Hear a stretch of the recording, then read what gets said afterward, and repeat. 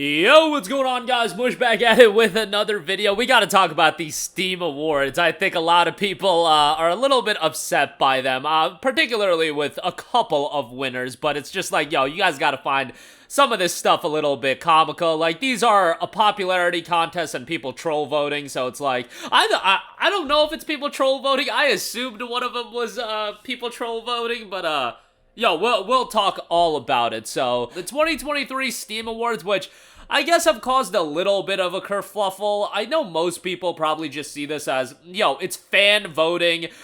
There's a reason why, like, real award shows don't do fan voting as their, like, premier way to gauge Game of the Year or something like that. At least I don't think they do. And I'm sure they do, like, fan voting as one of the categories, but generally speaking, you don't want to go that route just because, let's be real, most fans, and this isn't a slight at it, but most people on Steam, you're opening up the vault for anybody to vote. Most people have not played like a ton of games, and nor should anyone expect most people to play a ton of games. You play a couple games a year, you pick and choose the games you want to play, and that's it. But at the same time, those people are voting, and it's like, I didn't even vote on the awards because I don't really care that much, but I want to go over the awards themselves, since a couple of them are funny. So first of all, Game of the Year award is Baldur's Gate 3, nothing too surprising there. Labor of Love award is Red Dead Redemption 2.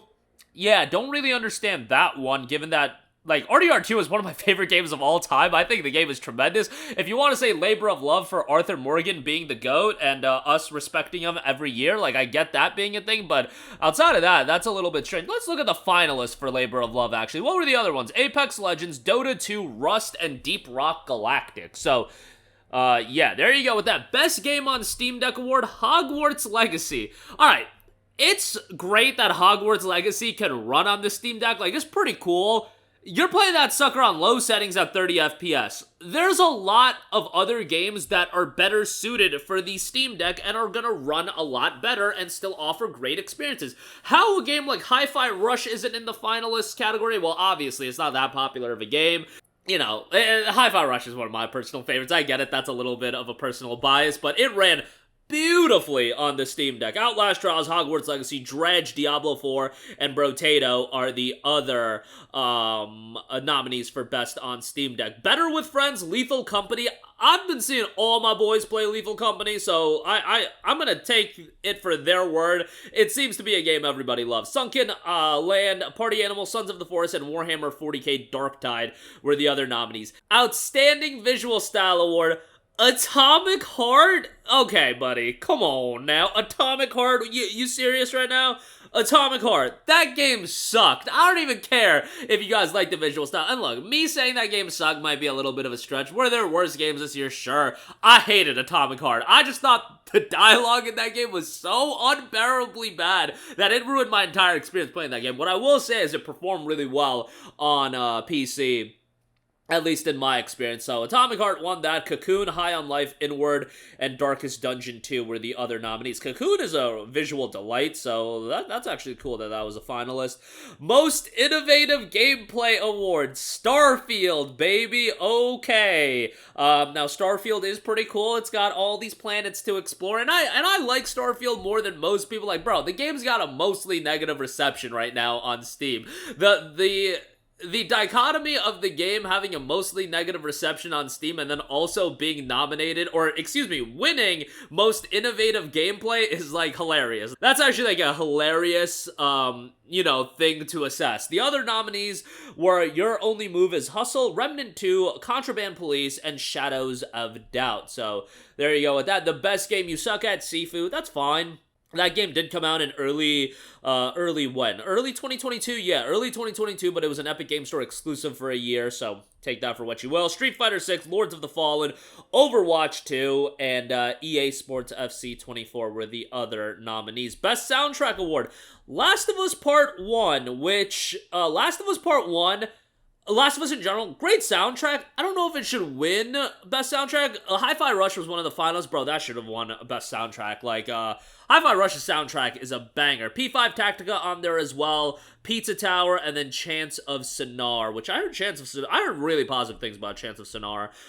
That's one of those games that I'm probably never going to get to, and 10 years from now, I'll be like, oh yeah, didn't I mean to play that game? But Yeah, there you go with that. Outstanding Story-Rich Game Award. Baldur's Gate 3 won that as well. Understandable. I imagine Last of Us was there as well. It was not nominated. Wow, Last of Us Part 1 was not nominated.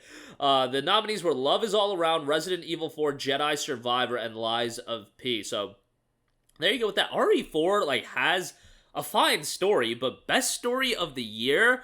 Like, there's been, like, a lot of good story-based games in 2023. I don't know if RE4 should be in the mix for that, but, there you go. I thought Jedi Survivor Story was really good, and Lies of P, that's a game that I still gotta play more of, so, yeah, take that for what you will. And then lastly, the Sit Back and Relax game, or award, went to Dave the Diver, which also just cracked 3 million sales for that. Great success that game was. The other, nominees were Train Sim World 4, or finalists, I should say. Train Sim World 4, Potion Craft, City Skylines 2, and Coral Island. So there you go for that. They do have an FAQ. They noted any non-limited Steam account can vote in the Steam Awards, and yeah, the winners are officially announced. So there you go with that.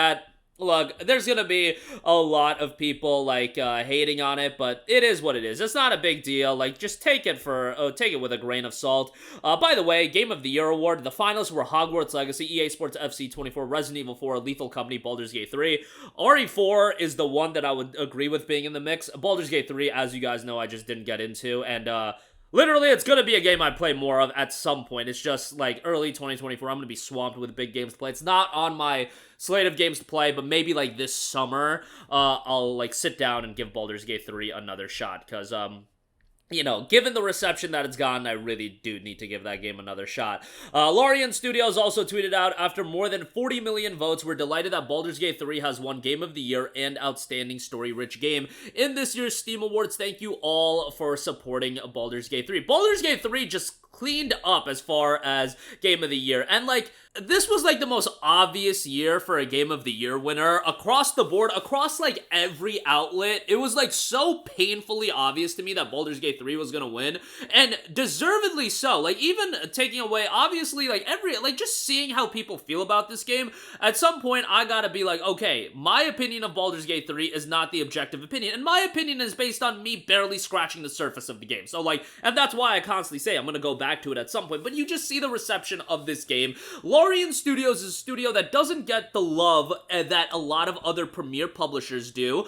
So, like, giving it to Zelda, what was that gonna accomplish? Like, no, that accomplishes nothing in the grand scheme of things. Give it to Baldur's Gate 3, given the reception of the game, and what that accomplishes. First of all, Larian deserves an accolade like that.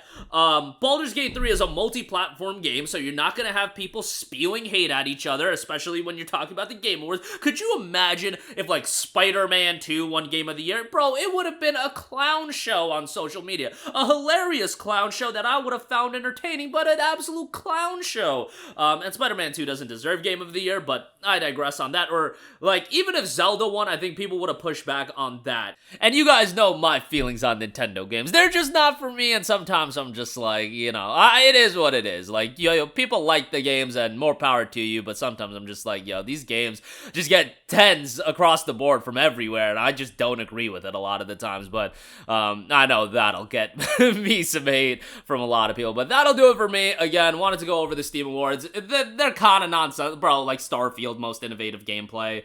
Like, I feel like that's gotta be, like, some troll votes or something like that. But that is gonna do it for me. Let me know all of your thoughts and your thoughts on these awards in the comment section down below. As always, guys, thanks for watching, and I will catch you guys in the next one. Peace out. Hey, what's going on, guys? Mush here again. Hope you enjoyed the video. As you guys might know, YouTube's notification system is sometimes a little bit wonky, even if you're subscribed to the channel. Maybe you're not abundantly aware that I uploaded a video. To remedy that situation, make sure you hit the bell notification button. This way, whenever I upload a new video, and I try to upload as consistently as possible, you will be notified directly of the upload, and you can watch it as soon as it goes live. I would really appreciate it if you guys hit that button so you can stay up to date with all of the content I'm posting. But as always, guys, thanks for watching, and I'll catch you guys in the next one. Peace out.